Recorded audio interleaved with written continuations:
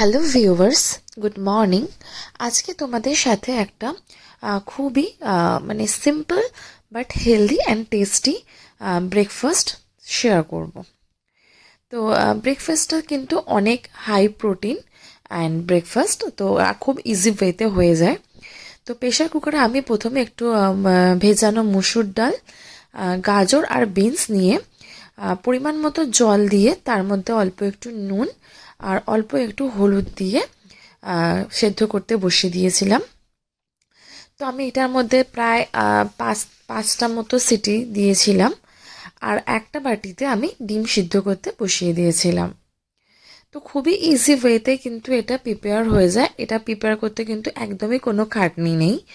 আমি অন্য সময় গাজরটাকে বিনসটাকে বাটারে ভেজে নিই একটুখানি, তারপরে বানাই। কিন্তু আজকে যেহেতু একটু দেরি হয়ে গেছিলো, তাই ভাবলাম একটু ঝটপটভাবে বানিয়ে ফেলি। তারপর সব কিছু মিক্সারে দিয়ে ভালো করে পেস্ট করে ওর মধ্যে বাটার অ্যাড করে নিয়েছিলাম। তোমরা চাইলে গোলমরিচের গুঁড়ো অ্যাড করতে পারো। আমি সকালবেলা কোনো গোলমরিচের গুঁড়ো অ্যাড করি না, তার কারণ হচ্ছে ব্রাশ করে, আর সকাল সকালে গোলমরিচটা খেতে চায় না, তাই জন্য।